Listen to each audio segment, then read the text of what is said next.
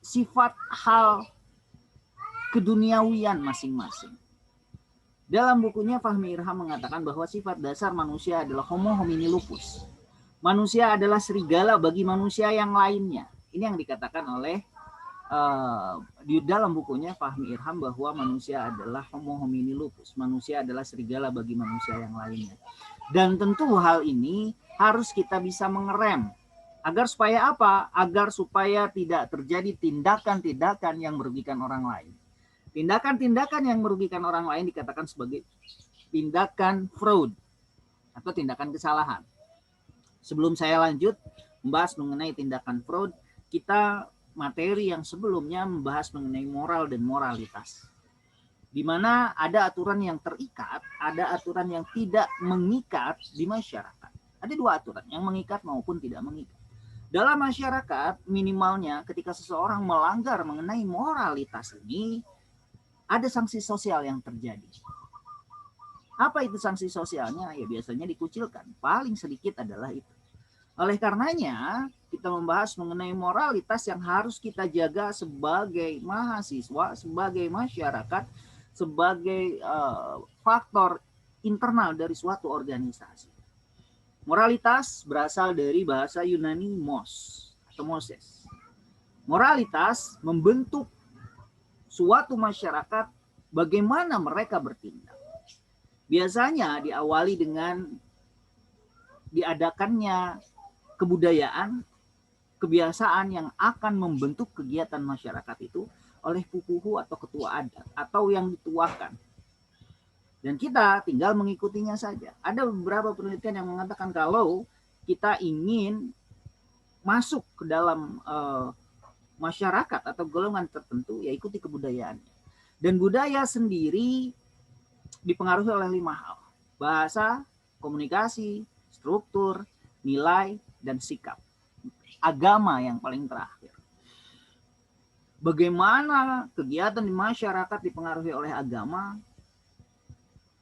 Segala sesuatu tindak tanduk yang kita lakukan di masyarakat, salah satu faktor yang mempengaruhinya adalah tindakan agama.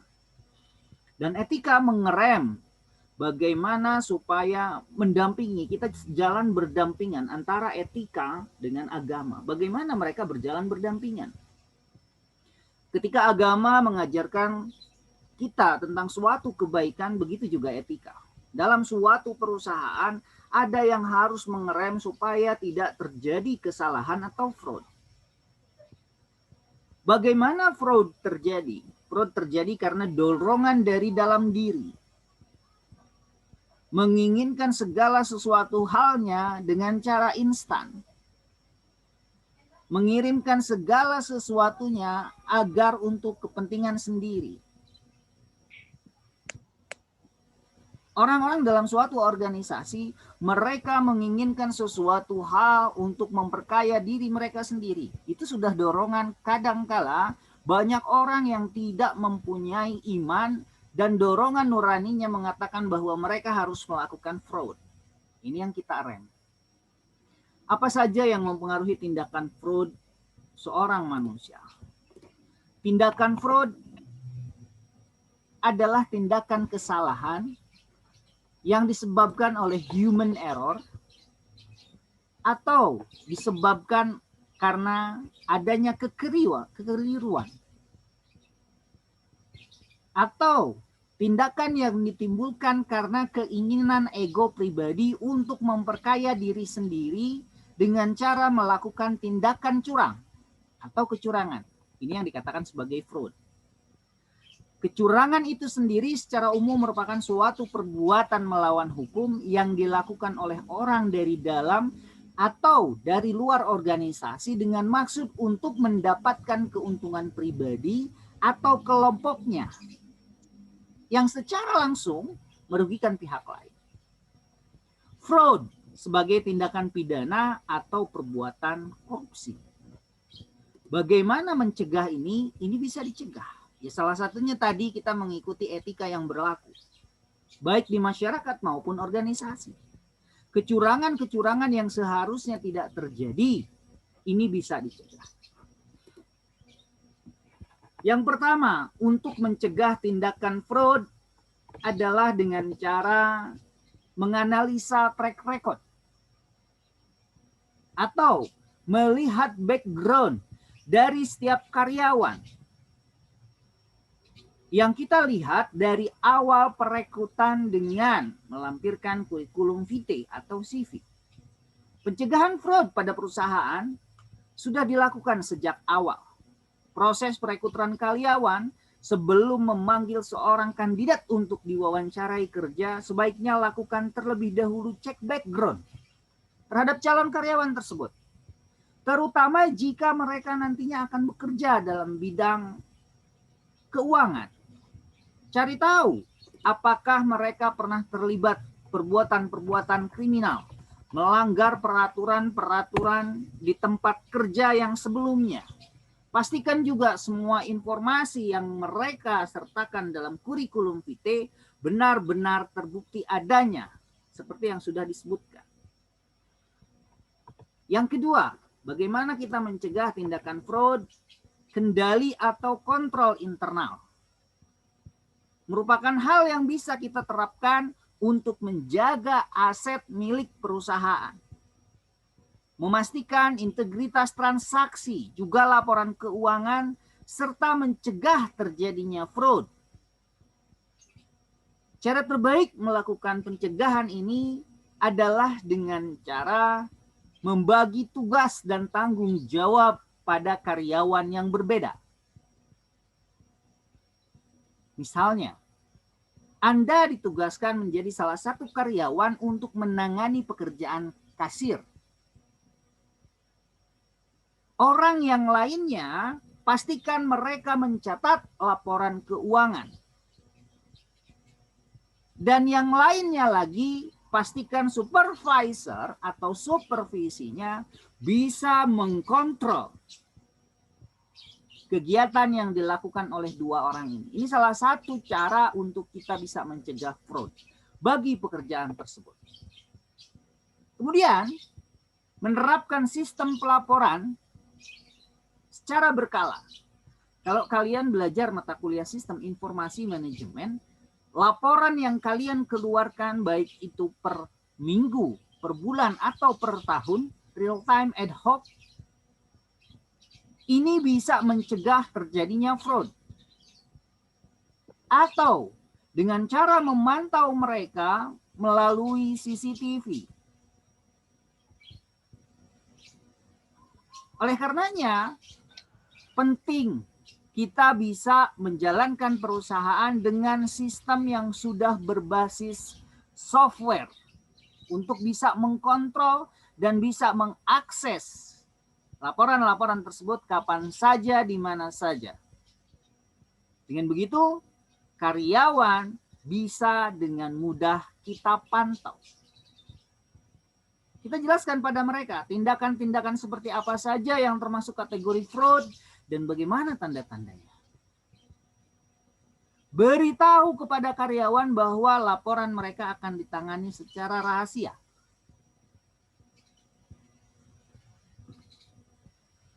Pertimbangkan untuk merekrut tenaga mengenai pembukuan, administrasi, atau keuangan yang terpercaya. Selain mengelola keuangan perusahaan, dia juga bisa membantu karyawan Anda, bisa membantu Anda dalam menjalankan audit secara rutin. Dengan adanya pengecekan, dengan adanya audit, karyawan akan cenderung bekerja secara jujur. Terlebih dengan bantuan software tersebut. Selain itu, tindakan fraud yang keempat dapat kita cegah dengan membuatkan standar operasional prosedur atau SOP. Ketika Anda memiliki sistem yang sudah serba tersistematis dan dipantau secara real time, Anda dapat menjadi salah satu pilihan yang paling tepat. Mulai menyusun laporan, mengelola invoice, sampai dengan stok gudang, semua bisa dilakukan menggunakan satu software. Dengan membaca kebutuhan informasi lebih lanjut mengenai software-software dan segala macamnya, Anda bisa terangkan pada karyawan bahwa ini software yang kita pergunakan dan ini bisa mencegah tindakan fraud atau kecurangan. Tentu memang tindakan fraud atau kecurangan ini akan muncul karena adanya kesempatan. Tindakan pencurian, tindakan korupsi akan muncul karena adanya kesempatan. Bagaimana kita menutup kesempatan itu? Ciptakan standar operasional prosedur, ciptakan sistem yang bisa mengontrol karyawan untuk tidak melakukan fraud. Tekankan pada mereka pengetahuan-pengetahuan agama. Tekankan pada mereka budaya-budaya organisasi yang kita satukan dengan keimanan atau keagamaan. Tanamkan pada mereka iman. Tanamkan pada karyawan sikap untuk tahu malu. Dengan kita tahu malu, dengan menekankan kebudayaan tersebut, setiap pagi kita baca Quran, setiap pagi kita melakukan meeting pagi terlebih dahulu. Hal ini bisa mengurangi tindakan fraud. Bisa dijadikan salah satu kontrol untuk karyawan tersebut melaporkan kegiatan apa yang sudah dilakukan ketika hari kemarin. Ketika hari kemarin mereka melakukan fraud, biasanya pagi hari akan terlihat sesuatu hal yang ditutupi, yang busuk, pada akhirnya akan tercium juga. Untuk mengurangi tindakan fraud, berikan mereka standar operasional prosedur. Berikan mereka kontrol dengan sistem. Pastikan laporan-laporan yang mereka berikan secara real time. Bagi tugas-tugas yang mereka kerjakan kepada beberapa orang yang berbeda. Bagian administrasi, bagian keuangan, dan supervisi. Fraud bisa dicegah apabila setiap karyawan memiliki iman yang kuat. Fraud bisa dicegah apabila ada budaya organisasi yang mengkontrol mereka. Fraud bisa dicegah apabila ada standar operasional prosedur yang jelas. Fraud bisa dicegah apabila ada pantauan dari pihak manajemen atau dari pihak manajerial. Selesai mengenai fraud, mungkin materi yang akan kalian kerjakan di ujian akhir semester nanti sampai ke sana. Biasanya kecurangan-kecurangan apa saja yang akan terjadi di perusahaan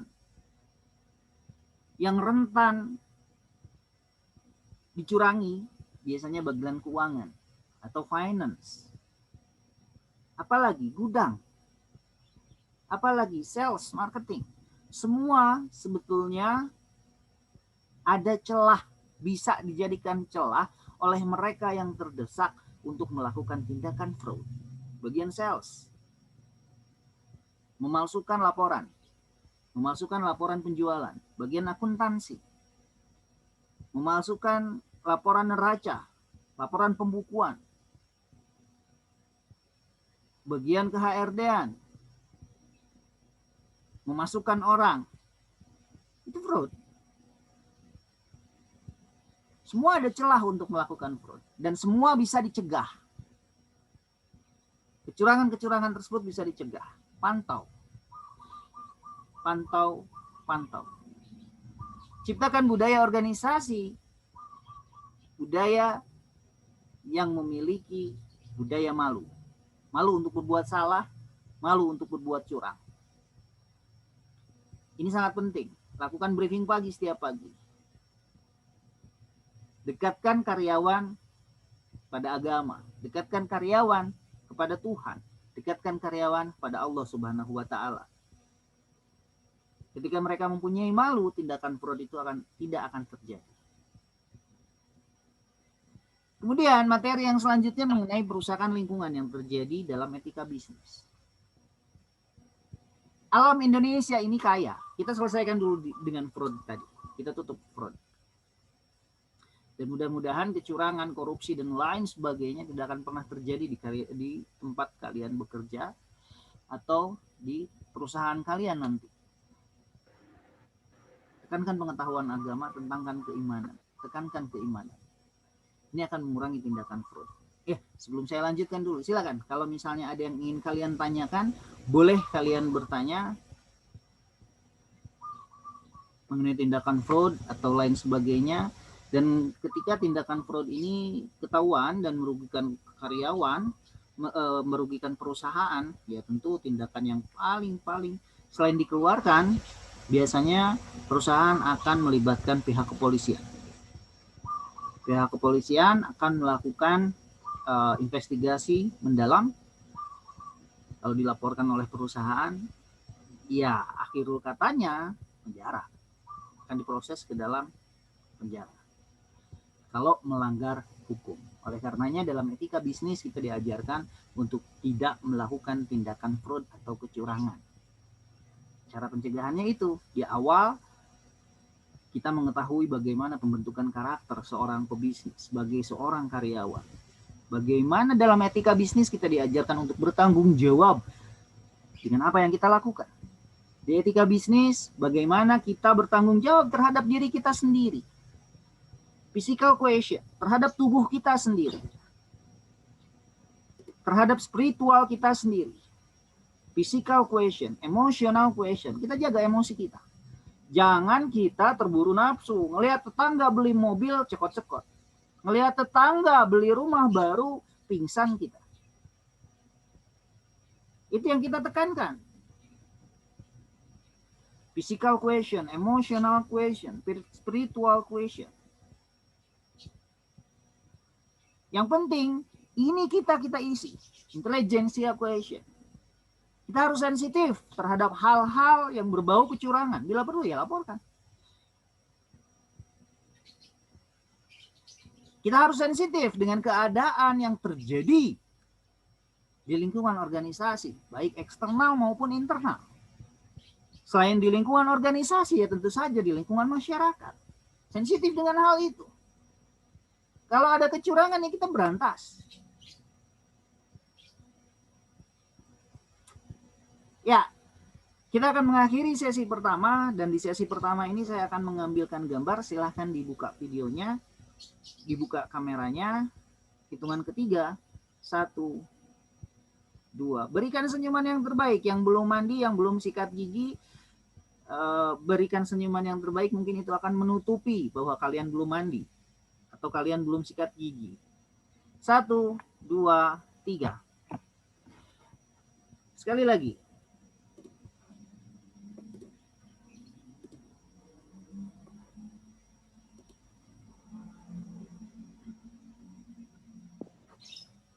Hitungan ketiga. Berikan senyuman yang terbaik.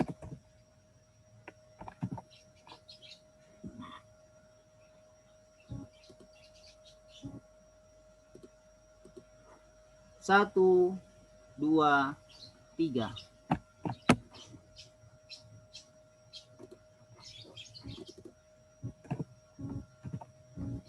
Ya, slide kedua.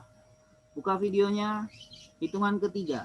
1, 2, 3.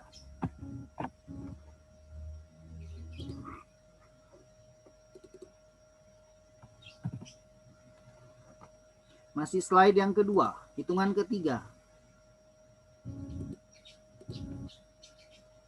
1, 2, 3.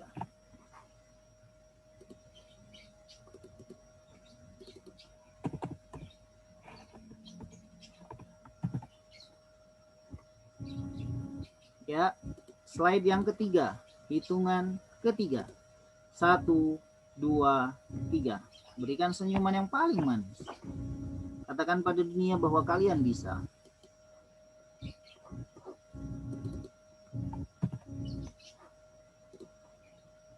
Masih slide yang ketiga, hitungan ketiga, 1, 2, 3.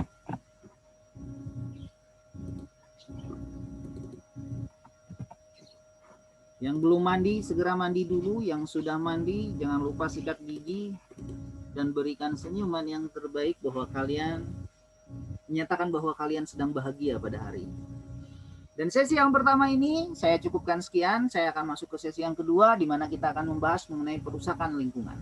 Terima kasih atas perhatiannya. Jangan kemana-mana, masih tetap di link yang ini. Dan kita akan kembali pada sesi yang kedua. Wabillahi taufiq wal hidayah. Assalamualaikum warahmatullahi wabarakatuh. Waalaikumsalam. Waalaikumsalam warahmatullahi wabarakatuh.